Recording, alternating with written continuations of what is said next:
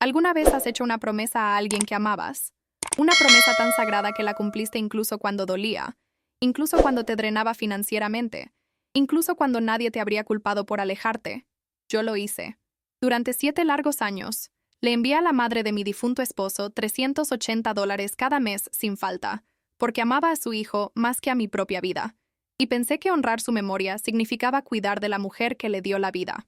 Pero lo que descubrí después de todos esos años, después de todos esos sacrificios, después de todo ese amor que derramé en mantener mi promesa, me destrozó de formas que nunca creí posibles. Déjame contarte lo que sucedió, porque esta historia cambió todo lo que pensaba que sabía sobre la lealtad, la familia y las promesas que hacemos a las personas que perdemos. Mi nombre no importa, pero mi historia sí importa, y la estoy compartiendo a través de lo que viví porque tal vez, solo tal vez, alguien allá afuera necesita escuchar esto. Te juro que cada palabra de lo que voy a contarte es verdad, por más dolorosa que sea. Tenía 26 años cuando conocí a David. Fue uno de esos encuentros fortuitos de los que están hechas las novelas románticas, excepto que esto era real, crudo, y más hermoso que cualquier ficción que pudiera capturarlo. Trabajaba en una pequeña librería en el centro de Portland, rodeada del olor a páginas viejas y café fresco del café de al lado.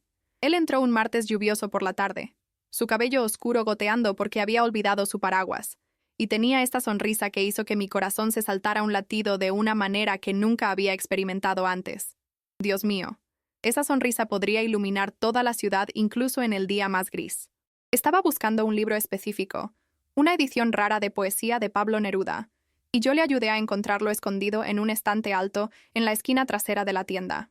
Nuestros dedos se rozaron cuando se lo entregué, y te juro que sentí electricidad recorrer todo mi cuerpo, como si hubiera tocado un cable vivo pero sin el dolor, solo con la intensidad pura de esa conexión instantánea. Hablamos durante 2 horas ese día, sentados en las sillas de cuero gastadas del rincón de lectura, discutiendo de todo, desde literatura hasta sueños, hasta el significado de la vida y el universo. Él tenía esta forma de mirarme, de verdad mirarme, como si fuera la persona más fascinante que hubiera conocido jamás. Me enamoré de él justo ahí, en ese momento, rodeada de miles de historias escritas por otros, pero sabiendo que la nuestra apenas comenzaba y que sería la más hermosa de todas. Nos casamos 14 meses después en una ceremonia pequeña junto al océano, con las olas rompiendo detrás de nosotros y las gaviotas llorando sobre nuestras cabezas. Su madre, Patricia, lloró durante toda la ceremonia, lágrimas de alegría corriendo por su rostro mientras veía a su único hijo casarse con la mujer que amaba. David era todo su mundo, su razón de existir, su mayor orgullo y alegría. Su padre los había abandonado cuando David tenía apenas 3 años, y Patricia lo había criado sola, trabajando en 2 empleos para poder enviarlo a la escuela, sacrificando absolutamente todo para darle oportunidades que ella nunca tuvo. Era una mujer fuerte, resiliente, con manos curtidas por años de trabajo duro, y ojos que sostenían tanto tristeza como determinación. La admiré desde el momento en que la conocí.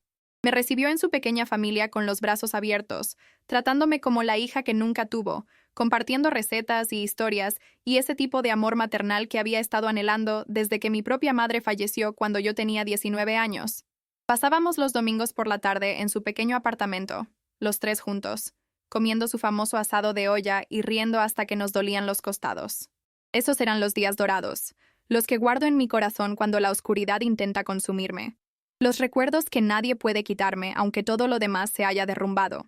David trabajaba como arquitecto, diseñando edificios que nos sobrevivirían a todos, creando espacios donde las personas vivirían y amarían y construirían sus propios recuerdos.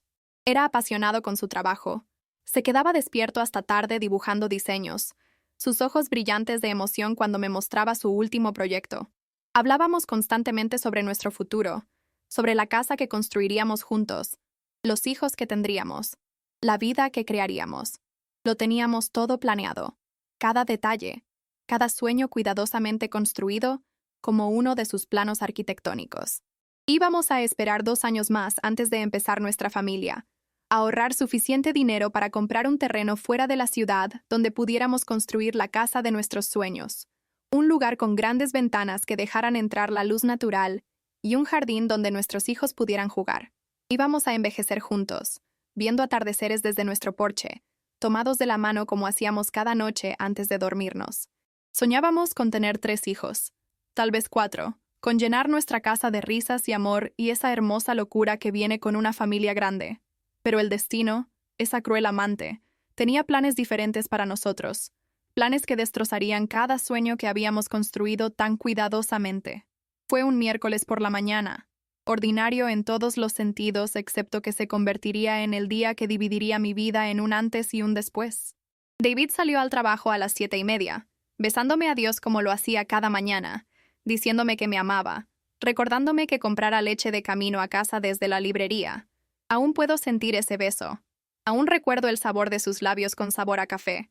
Aún escucho su voz diciendo esas 3 palabras que nunca volvería a escuchar. Te amo, mi vida, me dijo, usando ese término cariñoso que tanto me gustaba. Nunca llegó a su oficina.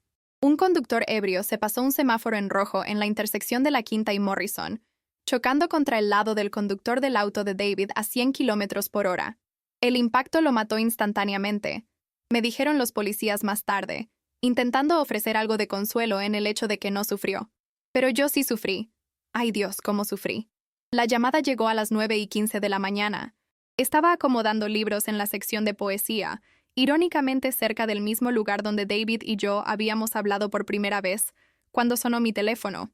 Era un número que no reconocía, y cuando contesté, una voz calmada preguntó si yo era la señora Sarah Mitchell, esposa de David Mitchell. El mundo dejó de girar en ese momento. Todo quedó en silencio. Supe, incluso antes de que el oficial dijera las palabras, supe que mi vida había terminado, que todo lo que había construido se había desmoronado en un instante. El funeral fue un borrón de ropa negra y rostros manchados de lágrimas y condolencias que no significaban nada porque nada podía traerlo de vuelta. Patricia estaba inconsolable, gimiendo con un dolor tan profundo que parecía sacudir los cimientos mismos de la tierra. La sostuve cuando colapsó junto a la tumba, su cuerpo convulsionándose con sollozos, sus dedos agarrando la tierra como si pudiera cavar y traer a su hijo de vuelta a la vida. Yo estaba entumecida, congelada, incapaz de llorar porque si empezaba temía que nunca pararía. Lo enterramos un viernes, bajo cielos grises que coincidían con el color de mi corazón destrozado, y cuando todos se fueron del cementerio, me quedé atrás, sentada junto a su tumba hasta que se puso el sol, y el cuidador del cementerio me dijo gentilmente que era hora de irme. No quería dejarlo allí, solo en la tierra fría.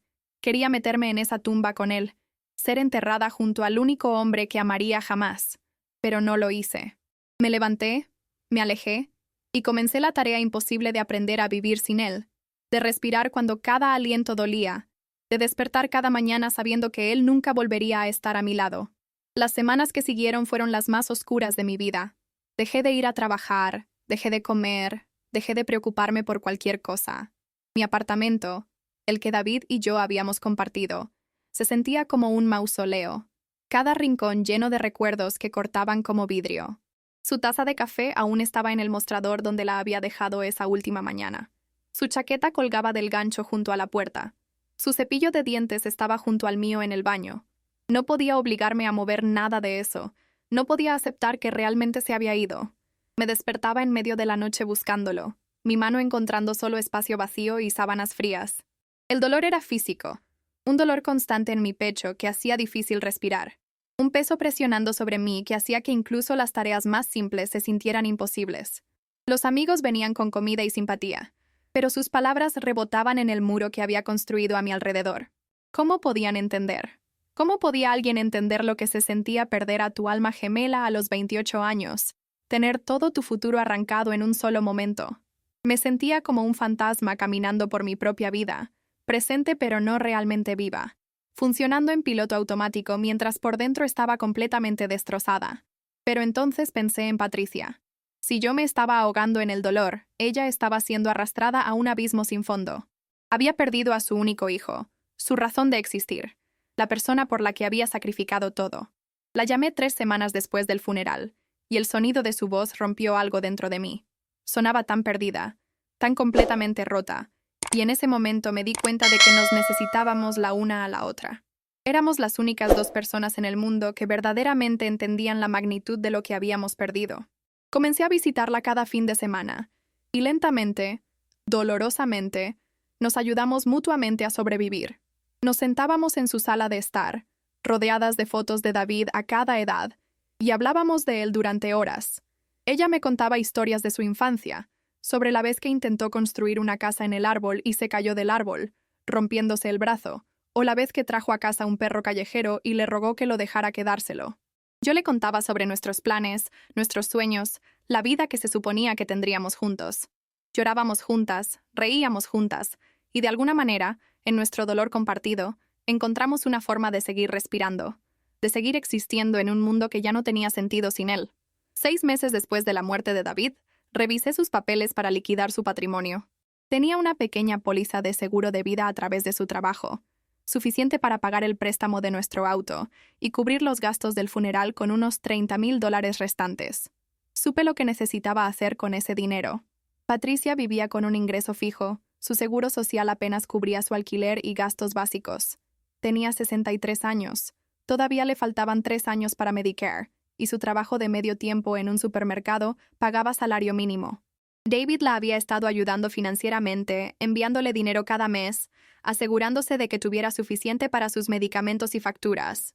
Nunca me había dicho la cantidad exacta, pero encontré los registros en el cajón de su escritorio, ordenados y organizados como todo lo demás en su vida. $380, cada mes, sin falta. Era su forma de pagarle por todos los sacrificios que ella había hecho por él, su forma de asegurarse de que la mujer que le dio todo estaría cuidada, de demostrarle que su sacrificio no había sido en vano. Tomé una decisión ese día, sentada en el escritorio de David con sus extractos bancarios extendidos frente a mí. Continuaría lo que él había comenzado. Le enviaría a Patricia $380 cada mes, tal como David lo había hecho, porque era lo que él habría querido, porque ella había perdido todo y merecía ser apoyada, porque al cuidar de ella, estaba honrando su memoria de la manera más significativa que podía. No le dije sobre la decisión al principio. Simplemente configuré una transferencia automática de mi cuenta a la suya, programada para realizarse el primero de cada mes, el mismo día que David siempre la había enviado. La primera vez que se transfirió el dinero, me senté en el piso de mi baño y lloré, sintiéndome más cerca de David de lo que había estado desde que murió. Esta era mi promesa para él, mi forma de mantenerlo vivo a través de acciones en lugar de palabras, mi manera de asegurarme de que su legado de bondad y generosidad continuara incluso después de su muerte. Patricia me llamó el día después de que se realizó la primera transferencia, su voz gruesa de emoción. Había asumido que el dinero se detendría ahora que David se había ido. Había estado preparándose para descubrir cómo llegar a fin de mes por su cuenta. Cuando vio el depósito, me llamó de inmediato, preguntando si había habido algún error, si tal vez el empleador de David todavía estaba pagando algo de su último cheque de pago. Le dije la verdad entonces. Le dije que estaba continuando lo que David había comenzado, que quería ayudarla de la forma en que él la había ayudado, que ella era familia, y yo cuidaría de ella. Lloró tan fuerte que apenas podía hablar, agradeciéndome una y otra vez, diciéndome que no tenía que hacer esto, que no podía aceptar tanta generosidad, pero yo insistí. Le dije que no era generosidad, era amor, y era lo que David habría querido. Finalmente aceptó, y desde ese día en adelante, los $380 fueron de mi cuenta a la suya como un reloj, cada mes, durante 7 años, sin una sola excepción, sin importar cuán difícil fuera para mí. Esos 7 años no fueron fáciles para mí financieramente. Todavía trabajaba en la librería, ganando apenas lo suficiente para cubrir mi propio alquiler y gastos. El dinero del seguro de vida se acabó en el primer año, usado para ayudar a Patricia con una emergencia médica y para reemplazar su refrigerador roto y para cubrir 100 otras pequeñas crisis que surgen cuando estás viviendo al borde de la pobreza. Pero nunca perdí un pago para ella. Nunca siquiera consideré detenerme. Reduje todo lo que pude. Dejé de salir con amigos, dejé de comprar ropa nueva. Aprendí a hacer que cada dólar se estirara lo más posible. Comía pasta y arroz y lo que estuviera en oferta en el supermercado. Tomaba el autobús en lugar de mantener un auto. Dejé mi apartamento y me mudé a un estudio diminuto para ahorrar en alquiler. Cada sacrificio se sentía que valía la pena porque estaba cumpliendo mi promesa a David, porque estaba cuidando de la mujer que me había dado el regalo de amar a su hijo. ¿Alguna vez has amado a alguien tanto que incluso después de que se han ido, harías cualquier cosa para honrar su memoria? Eso era esto para mí. No se trataba del dinero. Se trataba del amor, de la lealtad, de ser el tipo de persona que David había creído que yo era, de demostrarle al universo que su fe en mí no había sido mal puesta. Patricia y yo nos volvimos increíblemente cercanas durante esos años. Se convirtió en la madre que había perdido, y yo me convertí en la hija que ella siempre había querido. Hablábamos por teléfono cada pocos días, compartiendo los detalles mundanos de nuestras vidas, encontrando consuelo en la conexión que manteníamos. Pasaba todas las festividades importantes con ella, cocinando comidas juntas en su pequeña cocina, tratando de llenar el vacío en forma de David en ambos nuestros corazones. Me decía repetidamente cuán agradecida estaba, cómo el dinero que enviaba hacía tanta diferencia en su vida, cómo no sabía qué haría sin mí. Me llamaba su ángel, su bendición, la nuera que Dios le había enviado para salvarla. Sus palabras me llenaban de propósito, me hacían sentir que estaba haciendo algo significativo con mi dolor. Cuidar de Patricia me daba una razón para levantarme por la mañana, una forma de canalizar mi dolor en algo positivo. Ella era mi conexión con David, el vínculo viviente con el hombre que había perdido, y a través de ayudarla sentía que todavía estaba de alguna manera cuidando de él, manteniendo viva una parte de nuestra relación. Pero hubo momentos, lo admito, en que la presión financiera me agobiaba. Hubo meses en que tuve que elegir entre enviar a Patricia su dinero y pagar mi factura de electricidad a tiempo. Hubo semanas en que sobreviví con fideos, ramen y sándwiches de mantequilla de maní, porque literalmente no me quedaba nada después de que todas mis facturas se pagaban. Hubo noches en que yacía despierta, estresada y ansiosa, preguntándome cómo iba a lograrlo durante otro mes, otro año, otra década de esta lucha. Mis amigos, los pocos que sabían del arreglo, me decían que estaba siendo tonta, que no tenía ninguna obligación de mantener a mi suegra, que David no habría querido que sacrificara mi propio bienestar así. Pero ellos no entendían. No sabían lo que era hacer una promesa a alguien que amabas más que a la vida misma, y luego tener que cumplir esa promesa después de que se habían ido. Esto no era sobre obligación. Era sobre honor, sobre amor que trascendía la muerte, sobre ser fiel a los valores que David y yo habíamos compartido, sobre demostrar que el amor verdadero no termina cuando el corazón deja de latir. Los años pasaron. Cumplí 30, luego 32, luego 35. Salí ocasionalmente con otros hombres, pero nunca se sentía bien. ¿Cómo podía alguien compararse con David? ¿Cómo podía dar mi corazón a otra persona cuando todavía pertenecía a un hombre en una tumba? Patricia me animaba suavemente a veces a seguir adelante, a encontrar a alguien nuevo, diciéndome que David querría que fuera feliz. Pero no podía. No estaba lista. Tal vez nunca estaría lista. Mi vida se había convertido en una rutina simple. Trabajar, pagar facturas, enviar dinero a Patricia, visitarla los fines de semana, ir a casa a mi apartamento estudio vacío y recordar cómo se sentía ser amada. No era gran cosa de vida, pero era la que había elegido, y la aceptaba porque sentía que era lo correcto, porque era la única forma que conocía de mantener vivo a David en mi corazón. Entonces, hace 3 meses, todo cambió. Fue un sábado por la tarde a finales de septiembre, y había conducido al apartamento de Patricia para nuestra visita habitual del fin de semana.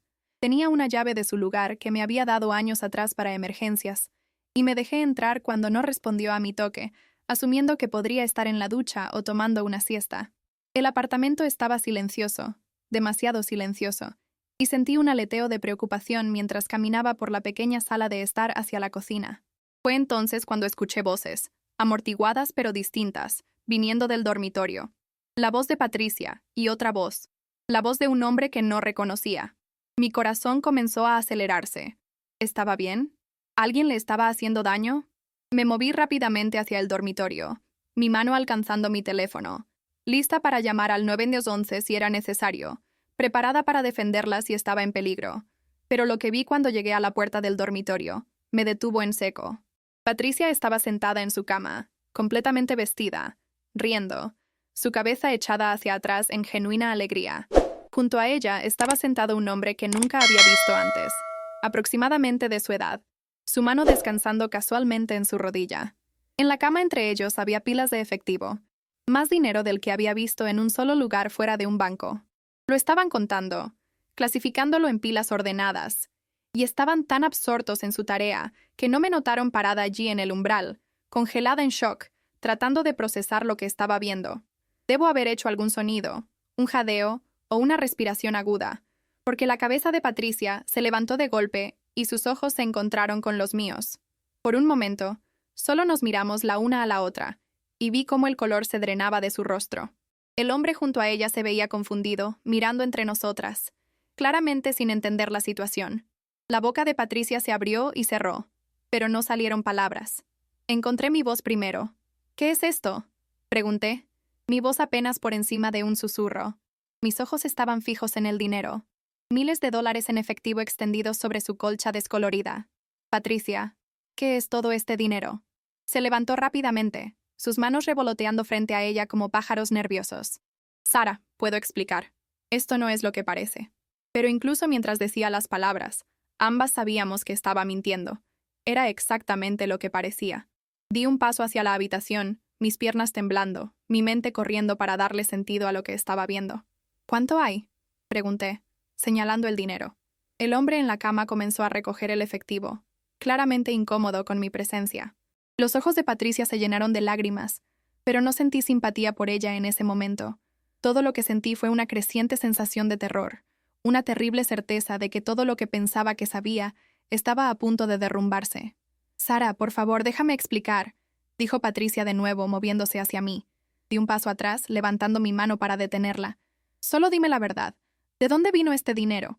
El silencio que siguió fue ensordecedor. Patricia miró al hombre, luego de vuelta a mí, y vi algo en su expresión que heló mi sangre. Era culpa, sí, pero también cálculo, como si estuviera tratando de decidir cuánto decirme, cuánto podía salirse con la suya ocultando. Finalmente, habló, y sus palabras destrozaron mi mundo. Este es Roberto, dijo, haciendo un gesto hacia el hombre en la cama. Es mi pareja. Hemos estado juntos durante 5 años. 5 años. Las palabras resonaron en mi cabeza. 5 años. Había estado enviándole $380 cada mes durante 7 años, y durante 5 de esos años había estado viviendo con un hombre, compartiendo gastos, compartiendo una vida, mientras yo luchaba sola, sacrificando todo para apoyarla. ¿Tienes una pareja? Repetí lentamente, tratando de procesar esta información. ¿Has tenido una pareja durante 5 años y nunca me lo dijiste? ¿Dejaste que siguiera enviándote dinero cada mes cuando no lo necesitabas? El rostro de Patricia se arrugó. Sí lo necesitaba, Sara. Lo necesitábamos. Roberto está en discapacidad, y sus cheques apenas cubren nada. El dinero que enviabas nos ayudó muchísimo. Los ayudó. Las palabras sonaron en mis oídos. Sentí que iba a enfermarme. ¿Tienes a alguien ayudándote, compartiendo gastos contigo, y aún así tomaste mi dinero? ¿Dinero que apenas podía permitirme enviar? ¿Dinero por el que sacrifiqué todo? Mi voz estaba subiendo ahora, toda la conmoción convirtiéndose en ira, caliente y justa y abrumadora. No entiendes, dijo Patricia, lágrimas corriendo por su rostro ahora. No es así. Apenas llegamos a fin de mes como está. Tu dinero hizo tal diferencia. Pudimos permitirnos cosas que nunca podríamos haber podido de otra manera. ¿Cosas como qué? Exigí, mirando alrededor del apartamento con nuevos ojos. El televisor nuevo que había asumido era un regalo de alguien. Los muebles actualizados. Los comestibles de marca en la cocina en lugar de las marcas genéricas que solía comprar. Todo pagado con mi dinero. Dinero que había enviado por amor y lealtad. Y una promesa a un hombre muerto. ¿Cuánto dinero hay en esa cama ahora mismo? Pregunté, mi voz fría y dura.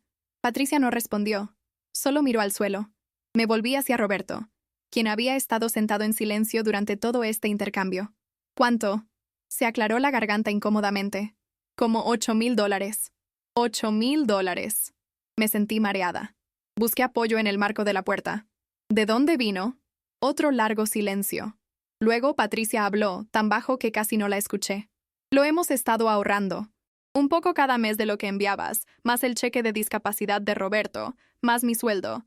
Íbamos a hacer un viaje, un crucero que hemos estado planeando durante años. Un crucero. Un maldito crucero. Había estado comiendo fideos ramen para la cena y caminando al trabajo bajo la lluvia para ahorrar el pasaje del autobús, y ellos habían estado ahorrando para un crucero. La traición fue tan completa, tan absoluta, que por un momento ni siquiera pude hablar. Solo me quedé allí, mirando a esta mujer que había amado, esta mujer por la que había sacrificado tanto, esta mujer que me había llamado su ángel mientras me mentía durante 5 años. Vete, dijo Patricia de repente, y por un momento confundido pensé que me estaba hablando a mí, pero estaba mirando a Roberto. Por favor, Roberto, danos un minuto. Ve a esperar a la sala. Recogió el dinero rápidamente, metiéndolo en una funda de almohada, y salió corriendo de la habitación, claramente aliviado de escapar de la confrontación. Cuando se fue, Patricia se volvió hacia mí, sus manos juntas como si estuviera rezando. Sara, por favor, tienes que entender. Nunca quise hacerte daño. El dinero que enviabas era un regalo de la memoria de David, y lo atesoraba. Te atesoraba a ti. Pero estaba tan sola después de que murió, y cuando conocí a Roberto, me hizo sentir viva de nuevo. Sé que debería haberte dicho, pero tenía miedo de que dejaras de enviar el dinero. Y realmente lo necesitábamos. Todavía lo necesitamos. La miré fijamente. Esta mujer que había jugado con mi dolor, mi amor, mi lealtad durante 5 años. ¿Lo necesitan para cruceros? ¿Lo necesitan para televisores nuevos y comestibles caros? Mientras tanto, he estado viviendo en un apartamento estudio del tamaño de tu dormitorio, usando la misma ropa que compré hace 7 años, trabajando turnos extras solo para asegurarme de que nunca perdiera un pago para ti. ¿Tienes alguna idea de lo que he renunciado? ¿De lo que he sacrificado? Lo sé, y estoy agradecida, dijo Patricia, alcanzando mis manos. Me aparté de ella como si fuera veneno. Estoy tan agradecida por todo lo que has hecho. Eres como una hija para mí. Una hija a la que le has estado mintiendo durante 5 años, dije amargamente. Una hija de la que has estado robando. Nunca te robé, protestó Patricia. Me diste ese dinero voluntariamente, nunca te lo pedí. Lo aceptaste bajo falsos pretextos, respondí bruscamente. Me dejaste creer que estabas sola, luchando, apenas llegando a fin de mes. Me dejaste sacrificar mi propia seguridad financiera para ayudarte cuando no lo necesitabas. No de la forma en que pensé que lo hacías. Eso es robo, Patricia. Tal vez no legalmente, pero moralmente. Es robo. Es traición de la peor clase.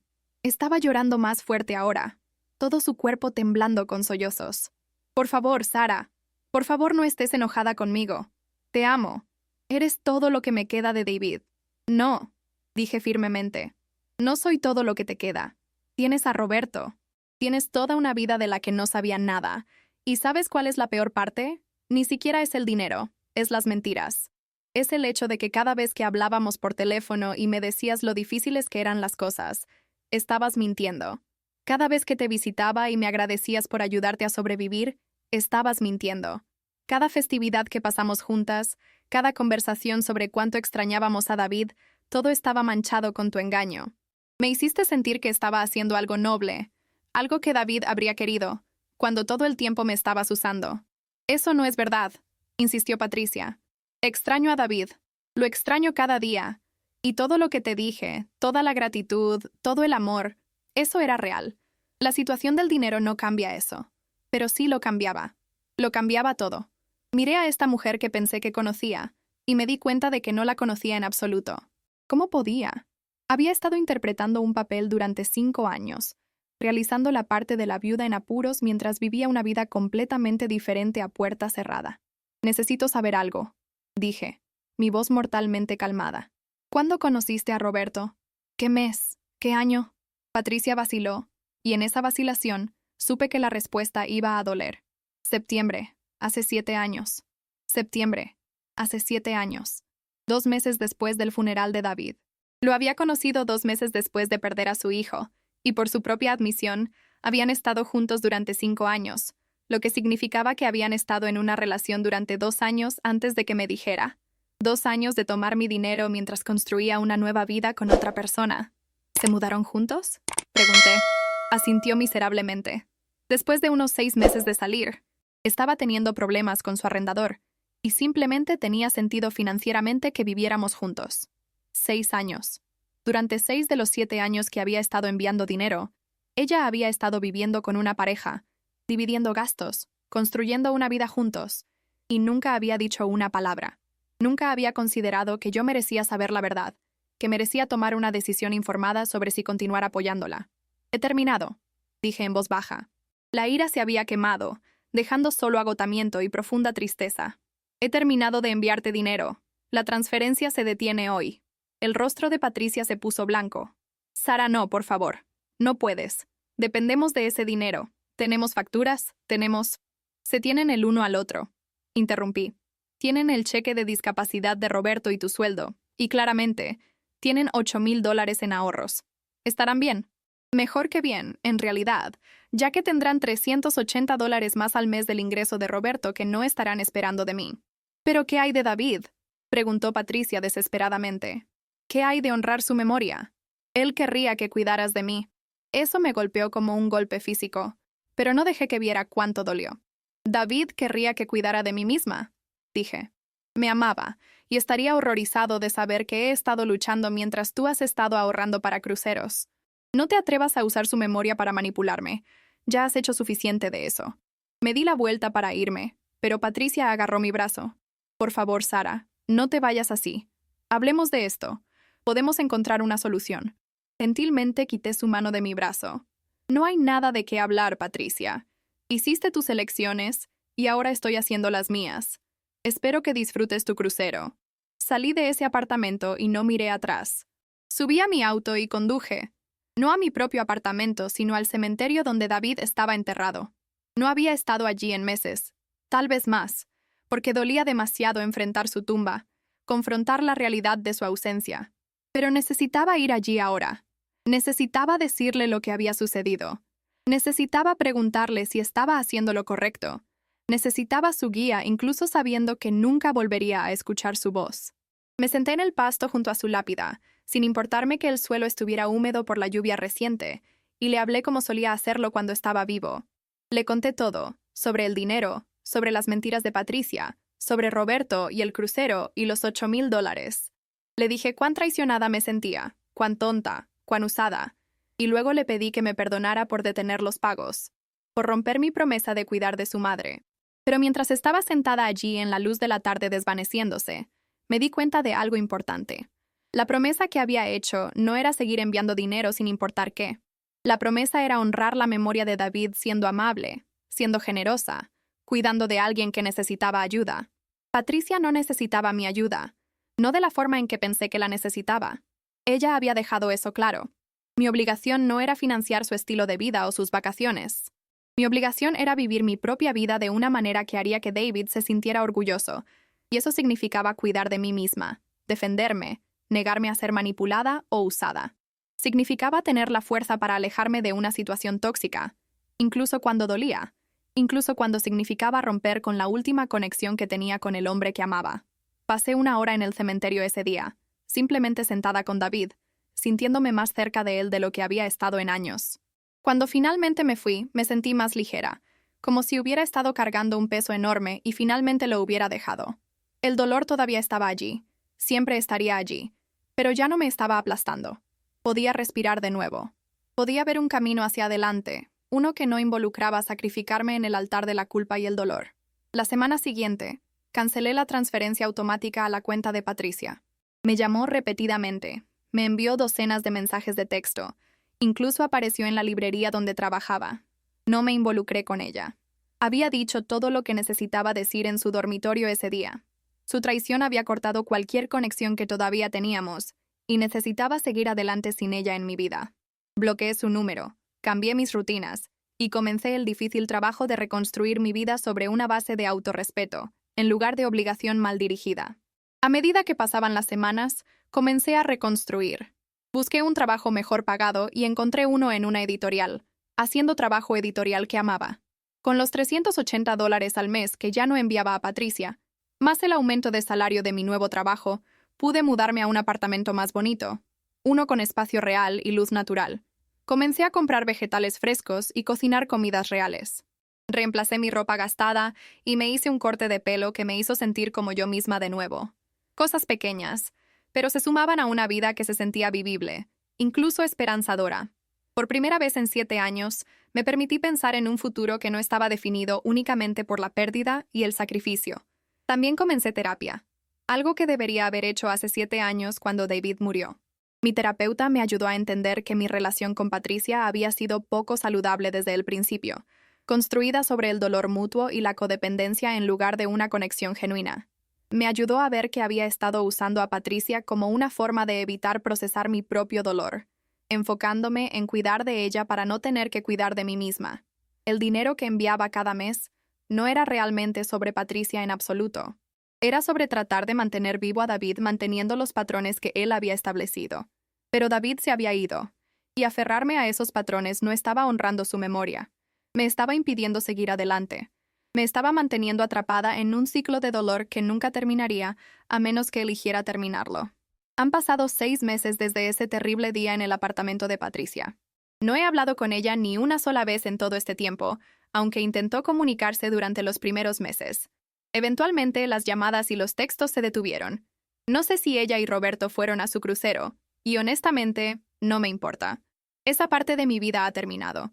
La he perdonado, no porque lo merezca, sino porque mantener la ira solo me estaba lastimando a mí.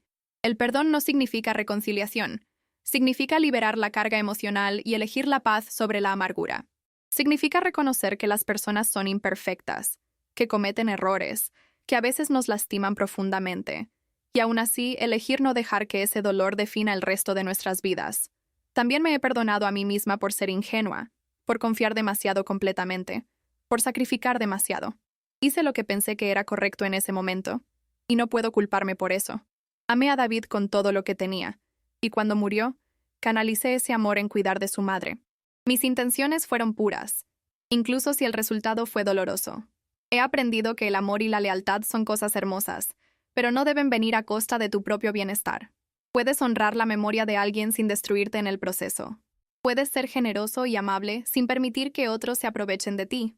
El verdadero amor propio significa establecer límites, decir no cuando es necesario, y priorizar tu propia salud mental y emocional. Recientemente he comenzado a salir de nuevo. Nada serio todavía. Solo citas para tomar café y cenas. Conociendo gente nueva y permitiéndome sentir atracción e interés, sin la culpa aplastante que solía sentir. David siempre será mi primer amor, el que me cambió y moldeó quién soy, pero él querría que fuera feliz, que viviera plenamente, que encontrara amor de nuevo. Lo sé ahora, lo siento con él a veces, especialmente en momentos tranquilos, y lo imagino sonriendo, orgulloso de mí por finalmente elegirme a mí misma. Imagino que me dice que está bien seguir adelante, que está bien construir una nueva vida, que su amor por mí nunca incluyó la expectativa de que me sacrificara interminablemente en su nombre. Esta experiencia me enseñó lecciones invaluables sobre límites, sobre autoestima, sobre la diferencia entre generosidad y autodestrucción. Me enseñó que a veces las personas en las que más confiamos son capaces de engañarnos, no necesariamente por malicia, sino por sus propias necesidades y debilidades. Me enseñó que el dolor puede hacernos hacer cosas irracionales, puede nublar nuestro juicio y hacernos vulnerables a la manipulación. Pero lo más importante, me enseñó que soy más fuerte de lo que jamás supe, capaz de sobrevivir no solo a la pérdida, sino a la traición, capaz de reconstruir mi vida de las cenizas de promesas rotas y confianza destrozada. Me enseñó que merezco ser tratada con honestidad y respeto, que mi generosidad no debe ser tomada como debilidad, y que está bien poner mis propias necesidades primero. Si has llegado hasta aquí en mi historia, gracias por escuchar. Gracias por presenciar mi dolor y mi sanación. Estoy compartiendo esto porque sé que no estoy sola en haber experimentado traición de alguien que amaba y en quien confiaba. Tal vez has pasado por algo similar. Tal vez has sacrificado por alguien que no lo merecía. Tal vez has sentido ese dolor único de darte cuenta de que la relación que pensabas que tenías se construyó sobre mentiras. Si es así, quiero que sepas que está bien alejarse, está bien ponerte primero, está bien dejar de sacrificarte por personas que están aprovechándose de tu bondad. No eres egoísta por proteger tu propio bienestar. Eres sabio. Eres fuerte. Eres digno de relaciones que sean recíprocas y honestas. ¿Te ha pasado algo similar? ¿Has estado en una situación donde alguien en quien confiabas te traicionó? ¿Cómo lo manejaste? Me encantaría escuchar tus historias en los comentarios de abajo. A veces, simplemente saber que no estamos solos en nuestras experiencias puede hacer toda la diferencia. Por favor, comparte tus pensamientos, tus experiencias, tu sabiduría. Esta comunidad es un espacio seguro para que todos seamos vulnerables y reales entre nosotros. No estás solo en tu dolor, y tu historia importa.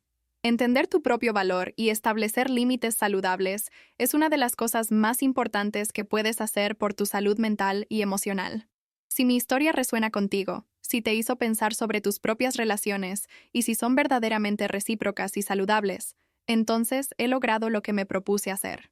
Todos merecemos ser tratados con honestidad y respeto, y todos merecemos rodearnos de personas que genuinamente se preocupan por nuestro bienestar, no solo por lo que podemos hacer por ellos. La verdadera familia, la verdadera amistad, el verdadero amor, se basa en la honestidad mutua, el respeto y el apoyo genuino. Si esta historia tocó tu corazón, si te hizo sentir algo, te estaría muy agradecida si dejaras un like en este video. Tu apoyo significa el mundo para mí y ayuda a que este contenido llegue a más personas que podrían necesitar escuchar este mensaje. Y si aún no estás suscrito a Lo que viví, por favor presiona ese botón de suscripción y activa las notificaciones para que nunca te pierdas otra historia. Comparto experiencias reales, crudas y honestas aquí. Historias que importan. Historias que reflejan la complicada realidad de ser humano. Estamos construyendo una comunidad de personas que no tienen miedo de ser vulnerables, que se apoyan mutuamente en los momentos difíciles y que celebran las victorias, sin importar cuán pequeñas sean. Gracias por estar aquí. Gracias por escuchar. Gracias por ser parte de este viaje conmigo. Recuerda, eres digno de amor, de honestidad, de relaciones que te construyan en lugar de derribarte. No dejes que nadie te convenza de lo contrario. Cuídense mucho por allá, y nos vemos en el próximo video. Hasta pronto, y que Dios los bendiga.